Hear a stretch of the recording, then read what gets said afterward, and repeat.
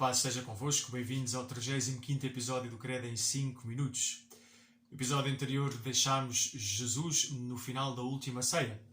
Saiu com os apóstolos e dirigiu-se ao vale do Cedron, que é um riacho que passa perto de Jerusalém. E aí tomou Pedro, Tiago e João e foi um pouco mais adiante a um horto chamado Getsemani, onde hoje pode ser visitado. Deixou os apóstolos e afastou-se sozinho para rezar.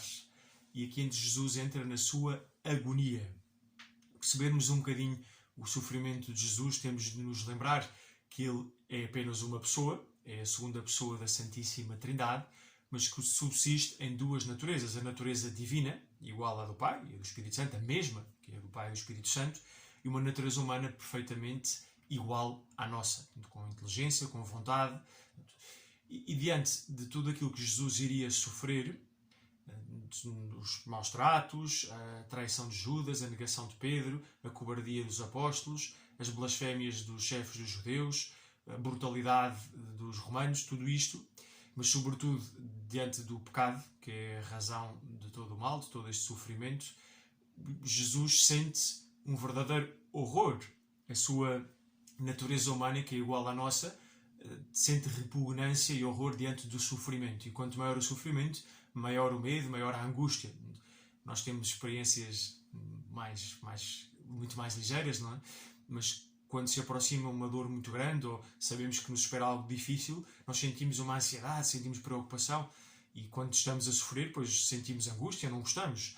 Agora, com Jesus passa-se algo semelhante, porque Jesus tem a mesma natureza que nós, sente o mesmo que nós sentimos, só que uma diferença é que o horror e o sofrimento que Jesus experimenta neste momento da agonia, em que ele antevê tudo o que vai passar, é incomparavelmente maior. Não há nada no mundo que se possa comparar.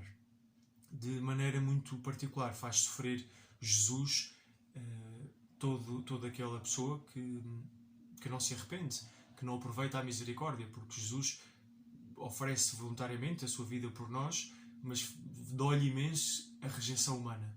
Quando o homem fica endurecido no pecado e até ao último momento rejeita a misericórdia divina e depois condena-se ao inferno. E esta é a maior dor que Jesus suportou nesta agonia. Pois Jesus, apesar de sentir este horror todo, a sua vontade humana deseja cumprir a vontade divina. Portanto, em Jesus temos duas vontades. Temos a vontade divina, que é a mesma com o Pai e com o Espírito Santo, e temos uma vontade humana semelhante às nossas vontades. E é esta vontade humana que sente a fraqueza, não é? O Espírito é forte, mas a carne é fraca.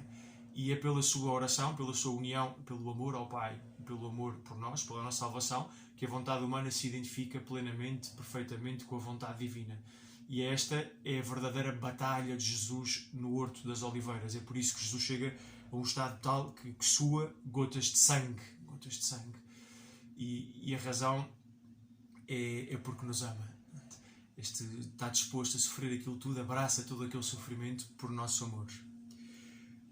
Daí a pouco vêm os soldados, enviados pelos sacerdotes, prendem Jesus, levam-no para o Sinédrio. Jesus é julgado e finalmente acusam-no de blasfémia, de fazer-se igual a Deus. Já tínhamos visto isto num dos outros episódios. Passa uma noite terrível de maus tratos, de maldade da parte dos homens. De manhã cedo, os chefes dos judeus conduzem Jesus ao palácio de Pilatos. Porquê? Porque eles queriam que Jesus morresse, mas não tinham autoridade para dar a morte a ninguém. Só os romanos, que eram a autoridade máxima, é que podiam fazê-lo. Portanto, o que os chefes dos judeus querem é fazer com que Pilatos condene Jesus à morte. E como Pilatos não quer saber dos assuntos religiosos, não lhes interessa se Jesus diz que é Deus ou deixa de dizer, isso é um problema dos judeus, eles tentam transformar um bocadinho a acusação, mostrando que Jesus se opõe ao poder de César, que Jesus é um problema para a autoridade romana.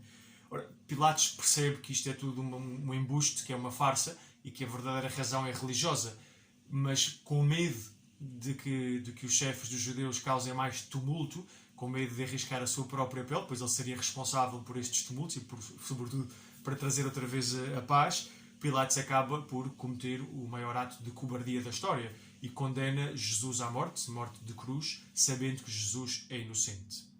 Abençoe-vos Deus Todo-Poderoso, Pai, Filho e Espírito Santo. Tenham um ótimo dia.